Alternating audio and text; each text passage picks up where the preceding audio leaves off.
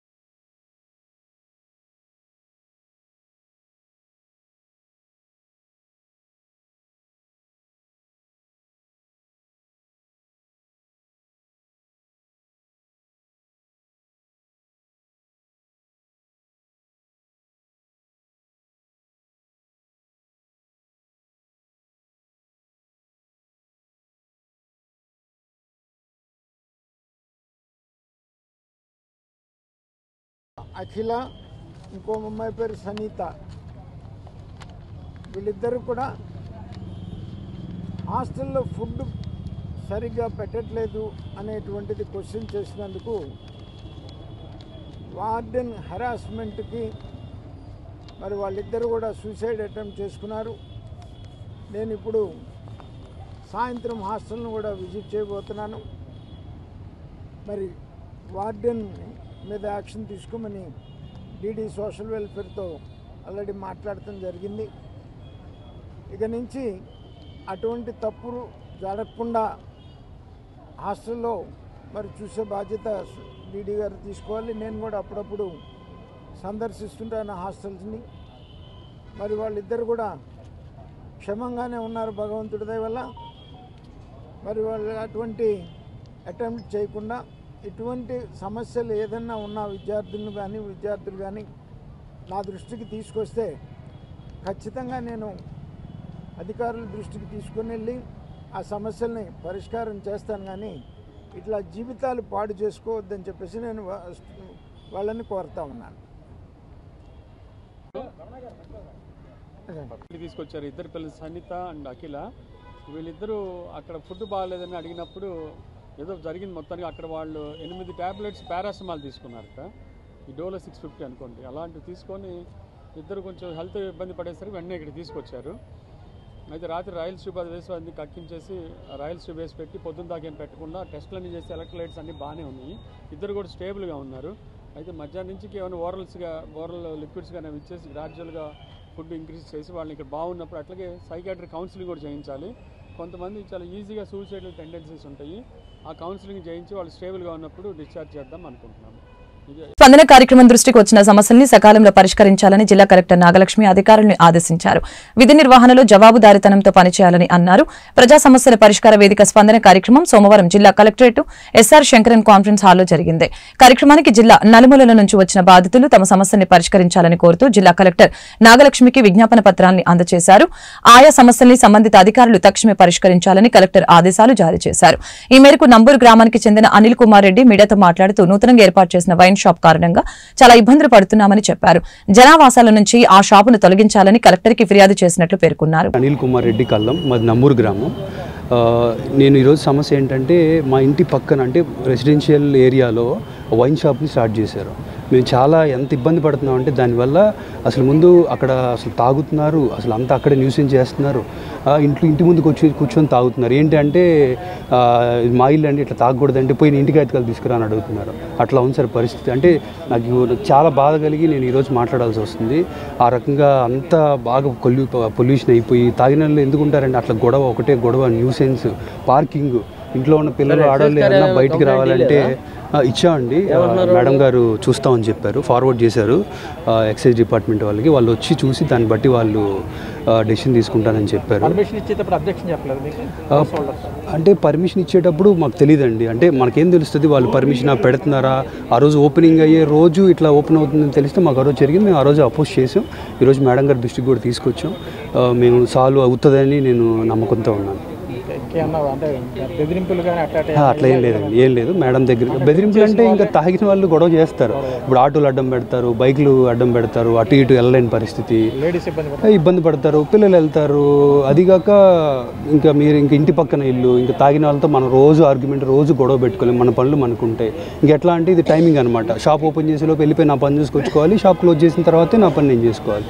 అట్లా ఉంది పరిస్థితి. దయచేసి మీరు ఏదో ఒక చర్యలు తీసుకుంటే బాగుంటుందని నేను కోరుకుంటున్నాను. తిరుమలేష్ని సర్వదర్శనానికి వచ్చే భక్తులకి 2 నుంచి 3 గంటల్లోపు దర్శన భాగ్యం కల్పించేలా చర్యలు తీసుకోవాలని టీటీడీ నిర్ణయించింది.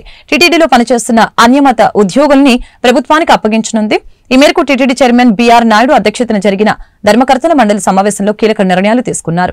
శ్రీవాణి ట్రస్టు రద్దు చేయాలని నిర్ణయించారు. శ్రీనివాస సేతుపై వంతెనకు గరుడ వారధిగా నామకరణం చేయాలని నిర్ణయించినట్లు తెలిపారు. తిరుమలలో రాజకీయాలు మాట్లాడకుండా చర్యలు తీసుకుంటామని అన్నారు. ప్రైవేటు బ్యాంకుల్లో నగదును ప్రైవేటు బ్యాంకుల్లోకి బదలాయిస్తామని పేర్కొన్నారు. శారదాపీఠం లీజును రద్దు చేసి స్థలంని స్వాధీనం చేసుకుంటామని ప్రకటించారు.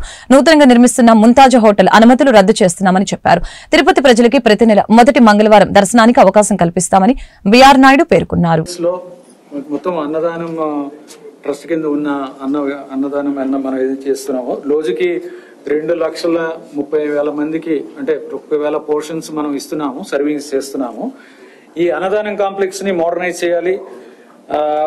వచ్చే 25 సంవత్సరాల వరకు ప్రజలకి, భక్తులకి ఇబ్బంది ఉండకూడదు అనే ఉద్దేశంతో ఈ టీవీఎస్ మోటార్స్ వాళ్ళకున్న ఎక్స్పీరియన్స్ తో వాళ్ళ కన్సల్టెన్సీ తీసుకొని ఈ ఎక్విప్మెంట్ ని మోడర్నైజ్ చేయడం, అలాగే ఇక్కడున్న అన్ని వ్యవస్థలు స్టోరేజ్ నుంచి సర్వింగ్ దాకా, సర్వింగ్, శానిటేషన్ అన్ని విధాలుగా కూడా, ఫుడ్ సేఫ్టీ ఇవన్నీ కూడా స్టడీ చేసి ఏ విధంగా వచ్చే 25 సంవత్సరాల వరకు ఏ విధమైన ఇబ్బంది లేకుండా చేయాలి అనే దాని మీద వాళ్ళ కన్సల్టెన్సీ సర్వీసెస్ ఇస్తున్నారు. మహిళలపై అత్యాచారాలు జరిగితేనే జగన్ ప్రభుత్వం పట్టించుకోలేదని హోంమంత్రి అనిత విమర్శించారు. శాసన మండలి సమావేశంలో ఆమె మాట్లాడారు.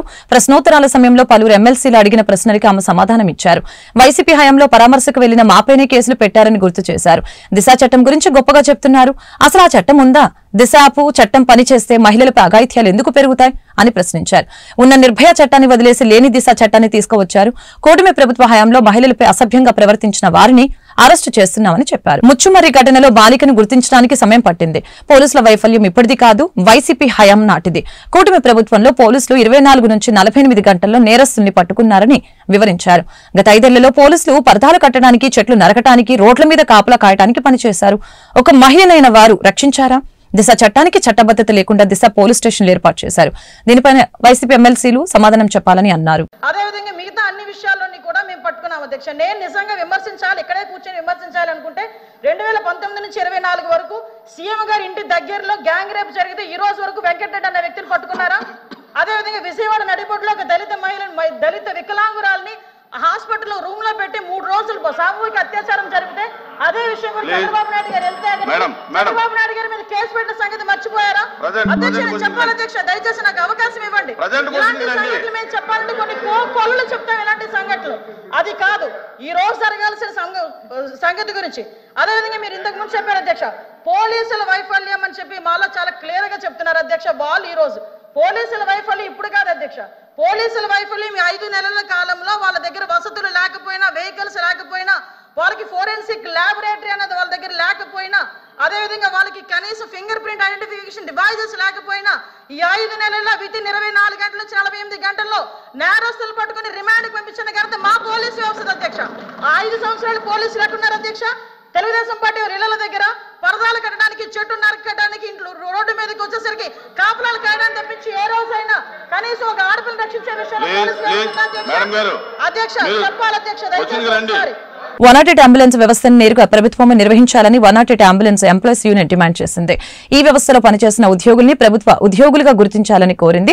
గతంలో అధికారులు ఇచ్చిన హామీ ప్రకారం స్లాబుల విధానంలో వేతనాలు చెల్లించాలని కోరారు. సోమవారం జిల్లా కలెక్టరేట్ వద్ద తమ సమస్యని పరిష్కరించాలని కోరుతూ 108 అంబులెన్స్ ఎంప్లాయీస్ యూనియన్ ఆధ్వర్యంలో ఉద్యోగులు రిలే నిరాహార దీక్ష కార్యక్రమం చేపట్టారు. ఈ సందర్భంగా ఎంప్లాయీస్ యూనియన్ నాయకులు రామకృష్ణ మాట్లాడారు. ఉద్యోగులకి రిస్క్ కవరేజ్ నిమిత్తం పరిహారం అందించాలని కోరారు. నిర్వహణ సంస్థ నుంచి ఉద్యోగులకి రావాల్సిన బకాయిలు తక్షణమే చెల్లించాలని అన్నారు. ఇప్పటికైనా ప్రభుత్వ అధికారులు యాజమాన్యం స్పందించి తమ సమస్యల్ని పరిష్కరించాలని కోరారు. కార్యక్రమంలో యూనియన్ నాయకులు Y Netaji, Y Shiva, Shankarrao, S K Babu, Kamal తదితరులు పాల్గొన్నారు.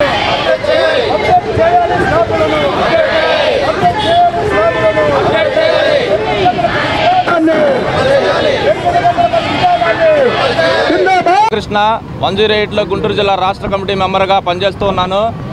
గత ఈ నెల 11వ తేదీన రాష్ట్ర వ్యాప్తంగా కూడా అన్ని జిల్లాలు కూడా మాట్లాడుకొని మేము ప్రభుత్వం కానీ యాజమాన్యం కానీ మా ప్రధాన డిమాండ్లతోటి 15 డిమాండ్లతోటి సమ్మె నోటీస్ ఇవ్వడం జరిగింది. అందులో భాగంగా ఈరోజు అన్ని జిల్లాల్లో కూడా కలెక్టరేట్ వద్ద రిలే నిరాహార దీక్ష కూడా కార్యక్రమాన్ని తలపెట్టి ఉన్నాము. ఇప్పటికీ 6 రోజులు గడుస్తున్నా కానీ ఇటు ప్రభుత్వం కానీ యాజమాన్యం కానీ మా సంఘ నాయకులను పిలిపించి చర్చలు కూడా పిలిపించలేదు. మేము ఒక్కటే కోరుతా ఉన్నాం, మా ప్రధాన డిమాండ్లు గతంలో యాజమాన్యాలు కూడా ప్రభుత్వాలు అనేక యాజమాన్యాలకి ప్రైవేటు సంస్థలకి ఈ 108 వ్యవస్థను అప్పగించి వాళ్ళ లాభాపేక్ష కోసం నడుపుతూ ఉన్నారు. గతంలో జీవీకేఎంఆర్ఐ, తర్వాత బీవీజీ, తర్వాత ఇప్పుడు అరబిందో యాజమాన్యం ప్రభుత్వాలు మారిన కొద్దీ వాళ్ళకి కొమ్మకలుగా కాసిన వాళ్ళకి మాత్రమే ఈ సంస్థలను అప్పగించి మా 108 ఉద్యోగుల జీవితాలను కూడా రోడ్ల పాలు చేశారు. కాబట్టి మా ప్రధాన డిమాండ్ వాళ్ళ యాజమాన్యాలు ఒక్కటే లాభాపేక్ష చూసుకుంటున్నాయి కానీ ఉద్యోగుల యొక్క భవిష్యత్తును దృష్టిలో పెట్టుకోవట్లేదు. మా ప్రభుత్వమే ఈ 108ని నేరుగా నిర్వర్తించాలి. 100% నిధులు ప్రభుత్వం ఇస్తున్నప్పుడు యాజమాన్యాలకు ఎందుకు అప్పగిస్తున్నారో మాకు ఇప్పటివరకు అర్థం కావట్లేదు. ప్రభుత్వం నేరుగా 108ని నిర్వహించాలి. రెండో డిమాండ్ వచ్చేసరికి వైద్య ఆరోగ్య శాఖలో ఇప్పటివరకు కూడా ఎక్కడా కూడా 12 గంటల పని విధానం లేదు. ఒక 108లోనే రోజుకి 2 షిఫ్టుల్లో 12 గంటలు చేస్తూ ఉన్నాము. మమ్మల్ని 8 గంటల 3 షిఫ్టులు విధానంగా తీసుకురావాలి. అదేవిధంగా పారామెడికల్ సిబ్బంది పక్క రాష్ట్రంలో తెలంగాణ రాష్ట్రంలో కూడా ఇప్పుడు జీఓఎంఎస్ నెంబర్ 49 ద్వారా వాళ్ళకి పారామెడికల్ ఉద్యోగులు ఎవరైతే ఫార్మసిస్టులు, ల్యాబ్ టెక్నీషియన్లు, నర్సింగ్లు చేసి ఉన్నారో వాళ్ళందరికీ కూడా వెయిటేజ్ మార్కులు ఇచ్చి ఉన్నారు. అదేవిధంగా మన రాష్ట్రంలో కూడా మీరు ఏదో ఒక జీవో నెంబర్ ద్వారా మా ఉద్యోగస్తుల్ని వెయిటేజ్ ఇప్పించాలని కోరుతున్నాము. మేము కరోనా టైంలో కూడా ఎంతో కష్టపడి ఫ్రంట్ వారియర్స్గా ఉండి ప్రజల వద్దకు వెళ్ళిన వాళ్ళంగా మా ఉద్యోగస్తులు చాలామంది కూడా చనిపోయి ఉన్నారు అప్పుడు టైంలో. ఇప్పుడు ఈ అరబిందో యాజమాన్యం వచ్చిన తర్వాత సుమారుగా 40 మంది ఉద్యోగులు మరణించున్నారు. ఇప్పుడు మాకు ప్రభుత్వం కానీ యాజమాన్యం కానీ ఎక్స్గ్రేషియా రూపంలో ఏం చెల్లించలేదు. మేము సుమారుగా 15 లక్షల రూపాయలు ప్రతి ఉద్యోగి కూడా ఎక్స్గ్రేషియా చెల్లించాలని కోరుతా ఉన్నాము.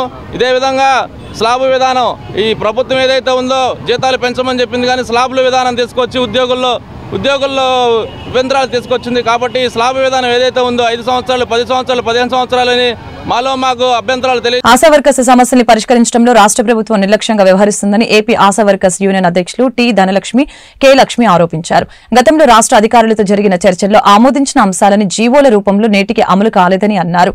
తమ న్యాయమైన డిమాండ్స్ పరిష్కరించాలని కోరుతూ ఏపీ ఆశా వర్కర్స్ యూనియన్ ఆధ్వర్యంలో సోమవారం జిల్లా కలెక్టరేట్ ఎదుట ధర్నా కార్యక్రమం నిర్వహించారు. ఈ సందర్భంగా యూనియన్ నాయకురాలు మాట్లాడారు. ఆశా వర్కర్స్ రిటైర్మెంట్ వయసు 62 సంవత్సరాలకి పెంచాలని కోరారు. అలాగే ఇన్సూరెన్స్ సౌకర్యం కల్పించాలని అన్నారు. ఆశా వర్కర్లు పనిచేసేందుకు నాణ్యమైన సెల్ ఫోన్లు అందించాలని అన్నారు. అదేవిధంగా విధి నిర్వహణ నిమిత్తం నిర్వహించే రికార్డుల్ని తక్షణమే ప్రభుత్వం ఇవ్వాలని అన్నారు. కనీస వేతనాలు అమలు చేయాలని అన్నారు.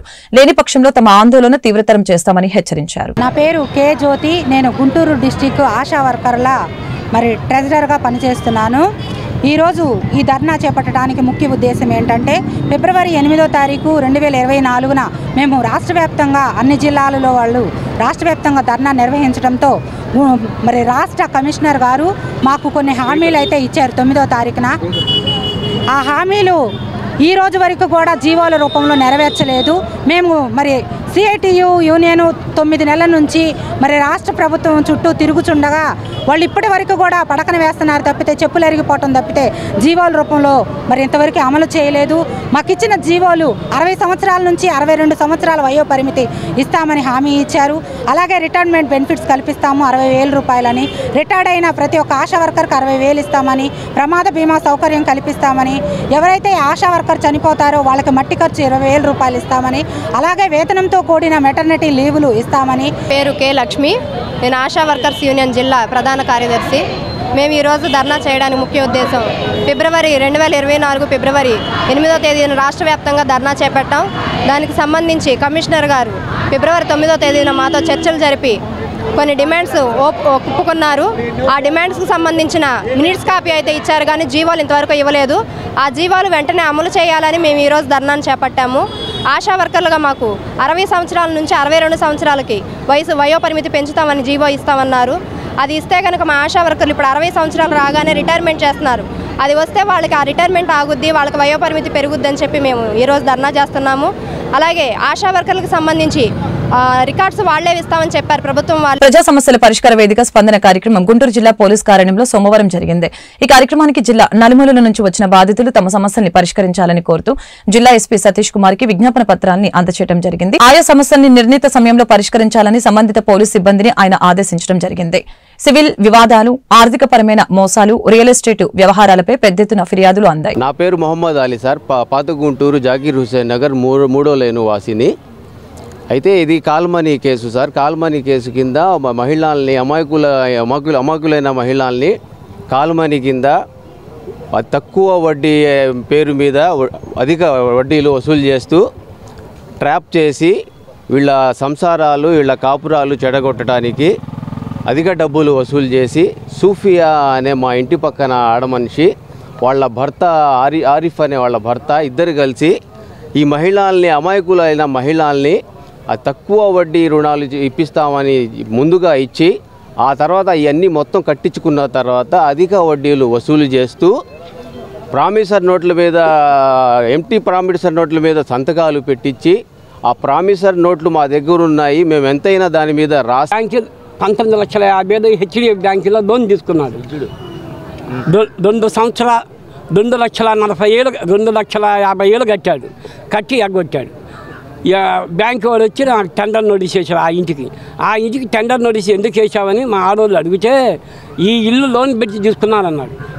నా మొగుడు కానీ మేము కానీ ఎవరు, మా పిల్లలు కానీ ఎవరు కానీ మా మర్దులు కానీ ఎవరు తీసుకోలేదు అంటే పలానా ఆయన ఈసు అనే ఇల్లు మాదని లోన్ పెట్టి కావిడి కృష్ణమూర్తి మల్లికార్జును 19,50,000 రూపాయలు తీసుకున్నారు. దానికి వడ్డీ ఒక 6,31,32 లక్షలు అయిపోయింది. అందుకని నోటీస్ చేసాం, ఇల్లు మేము హ్యాండ్ ఓవర్ చేసుకుంటామన్నారు. నువ్వు చేసుకోవటానికి లేదు, మీ దగ్గర ఒరిజినల్ టాంపులు ఉన్నాయా? టాంపులు లేవు. నకిలీ టాంపులు నువ్వు ఎట్టా చేస్తావు? ఒరిజినల్ టాంపులు నా దగ్గర ఉన్నాయని ఆయన బ్యాంకు మేనేజర్ శివ గారి దగ్గరికి వెళ్ళి మాట్లాడి మీ దగ్గర డాక్యుమెంట్ చూపెట్టమంటే నేను చూపెట్టను అన్నాడు. ఏ విషయం ఆయన చెప్తాను. తర్వాత నేను హెచ్డిఎఫ్ బ్యాంక్ రామచంద్ర ఫర్నిచర్ పక్కన లక్ష్మీపురం కాదు గుంటూరు నగరవాసులకి మెరుగైన పౌర సేవలు అందించాలని కమిషనర్ పులి శ్రీనివాసులు కార్పొరేషన్ సిబ్బందిని ఆదేశించారు. ప్రజా సమస్యలు పరిష్కరించడమే తొలి ప్రాధాన్యతగా తీసుకోవాలని సూచించారు. సోమవారం గుంటూరు నగర కమిషనర్ ఛాంబర్లో డైలీవర్ కమిషనర్ కార్యక్రమం జరిగింది. ఈ సందర్భంగా నగరవాసులు తాము ఎదుర్కొంటున్న సమస్యల్ని కమిషనర్ దృష్టికి తీసుకుని వెళ్లారు. ప్రధానంగా పారిశుద్ధ్యం, త్రాగునీటి సమస్యల్ని పరిష్కరించాలని కోరారు. డైలీవర్ కమిషనర్ దృష్టికి వచ్చిన సమస్యల్ని సంబంధిత అధికారులు నిర్దేశిత సమయంలోనే పరిష్కరించాలని పులి శ్రీనివాసులు ఆదేశించారు. నగరవాసులకి మెరుగైన మౌలిక వసతులతో పాటు కనీస సౌకర్యాలు కల్పించాలని భరోసా ఇచ్చారు.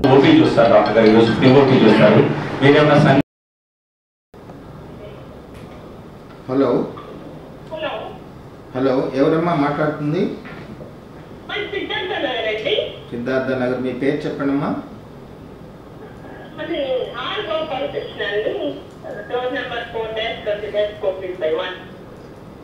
మీ మొబైల్ నెంబర్ చెప్పండమ్మా. 9394159909. మీ సమస్య చెప్పండమ్మా. అసలు కాలంలో అంటే ఎప్పుడో కట్టాము, మా తర్వాత కట్టినాడు సైడ్ పెట్టాడు. అసలు నీటి పోతలేదండి. వర్షం పడితే నీళ్ళకి పోయి రోడ్డు మీదకి వస్తున్నాయి. ఇది అందులో అర్హత ఉన్న స్ట్రీట్ వెండర్స్ కి గుంటూరు నగరంలో నిర్దేశించిన వెండర్స్ జోన్ లో వ్యాపారం చేసుకునే అవకాశం కల్పిస్తామని గుంటూరు నగర కమిషనర్ పులి శ్రీనివాసులు తెలిపారు.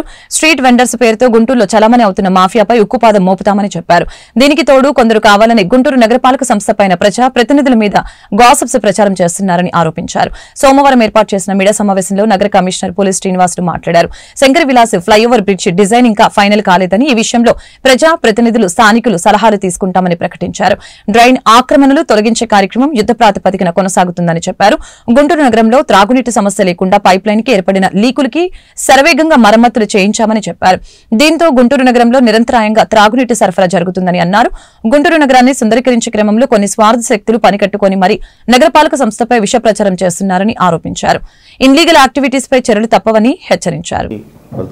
వాళ్ళందరికీ కూడా మనం కొత్తగా ఐడి కార్డ్స్ ఇవ్వడానికి చర్యలు తీసుకుంటాం. దానిలో భాగంగా ఈరోజు మన గుంటూరు కార్పొరేషన్ ప్రెమిసెస్లో, అట్లనే సర్కిల్ ఆఫీస్, బృందావన్ గార్డెన్స్లో ఉన్న సర్కిల్ ఆఫీస్లో కౌంటర్స్ పెట్టాము. వాళ్ళు వచ్చి వాళ్ళకి సంబంధించినటువంటి డీటెయిల్స్ తీసుకొని వచ్చి అప్లికేషన్ ఫిల్ చేసి దానికి సంబంధిత డాక్యుమెంట్స్ అటాచ్ చేసి మాకు ఇచ్చినట్లయితే దాన్ని మేము క్షుణ్ణంగా వెరిఫై చేసుకొని వాళ్ళు జెన్యూన్ అనుకుంటే వాళ్ళకందరికీ కూడా ఐడి కార్డ్స్ ఇవ్వటం, ఇప్పుడు మనం ఏర్పాటు చేయబోయే వెండింగ్ జోన్స్లో కూడా వాళ్ళకి అకామిడేట్ చేయడం జరుగుతుంది. వాళ్ళ ప్రభావంతో కొంతమంది చాలా గాసిప్స్ క్రియేట్ చేసి స్ప్రెడ్ చేస్తున్నారు. దానిలో ఫస్ట్ గాసిప్ ఏంటంటే, లోకల్గా ఉన్నటువంటి సెంట్రల్ మినిస్టర్ గారు, లోకల్గా ఉన్నటువంటి ఎమ్మెల్యేస్, లేకపోతే లోకల్గా ఉన్నటువంటి విఐపీస్, తర్వాత ప్రజాప్రతినిధులు, వీళ్ళ సహకారంతో వీళ్ళు స్ట్రీట్ వెండర్స్ని అక్కడ ఉంచాలంటే ఉంచటం, లేకపోతే ఇక్కడ తీయాలంటే తీయటం అనేది చేస్తున్నారు జిఎంసీ అధికారులని ఒక గాసిప్ ప్రచారం చేస్తున్నారు. ముఖ్యంగా దాన్ని దృష్టిలో పెట్టుకొని ఈ ప్రెస్ కాన్ఫరెన్స్ పెట్టడం జరిగింది. ఎట్టి పరిస్థితుల్లో కూడా గాసిప్స్ అనేది మేము తీవ్రంగా ఖండిస్తున్నాం. ఆ గాసిప్స్ ఎవరు క్రియేట్ చేస్తున్నారు, దాని వెనుక ఉన్నటువంటి మతలబ్ ఏంటనేది కూడా మేము ఎంక్వైరీ చేసుకోవడం జరిగింది. కార్తీక మాస పూజలు ఆధ్యాత్మిక పరిమళాల నడుమ శోభాయమానంగా జరుగుతూ ఉన్నాయి. కార్తీక మాసం 3వ సోమవారాన్ని పురస్కరించుకుని శైవ క్షేత్రాలు శివోహంతో పులకరించాయి. పరమశివుని దర్శనార్థం తెల్లవారుజాము నుంచి భక్తులు బారులు తీరారు. కార్తీక దీపారాధనతో దేవాలయాలు దేదీప్యమానంగా వెలుగొందుతున్నాయి. ఈ సందర్భంగా వేద పండితులు నరసింహ ఆచార్యులు మాట్లాడుతూ సంపత్నగర్ శృంగేరి శంకర మఠంలో శ్రీ గంగా పార్వతి సమేత రామలింగేశ్వర స్వామి దేవాలయంలో కార్తీక మాసం పూజలు శాస్త్రోక్తంగా కొనసాగుతున్నాయని చెప్పారు. శివయ్యకు ప్రతిరోజు ప్రత్యేక పూజలతో పాటు విశేష అభిషేకాలు జరుగుతున్నాయని వివరించారు. వాగర్ధ వివ సంపృక్తౌ వాగర్ధ ప్రతిపత్తయే జగత పితరౌ వందే పార్వతీ పరమేశ్వరౌ. శృంగేరి జగద్గురువులు, వ్యాఖ్యాన సింహాసనాధీశ్వరులు శ్రీ శ్రీ శ్రీ భారతీ తీర్థ మహాస్వామి వారు, విధుశేఖర భారతీ మహాస్వామి వారి యొక్క దివ్యానుగ్రహ ఆశీస్సులతో కార్తీక మాసం 3వ సోమవారం ఈరోజు భక్తులందరూ కూడా తెల్లవారుజామున 4 గంటలకి దేవాలయానికి విచ్చేసి చక్కగా జీవద్వయం దగ్గర దీపాలు వెలిగించి చక్కగా పరమేశ్వరుడికి పంచామృతాలతో అభిషేకం చేసి ఉపవాసం ఉండి స్వామివారి యొక్క అనుగ్రహానికి పాత్రులవుతున్నారు. అదేవిధంగా ఈ వార్తలు ఇంతటితో సమాప్తం. మరొక బులెటిన్లో మళ్ళీ కలుద్దాం. నమస్కారం.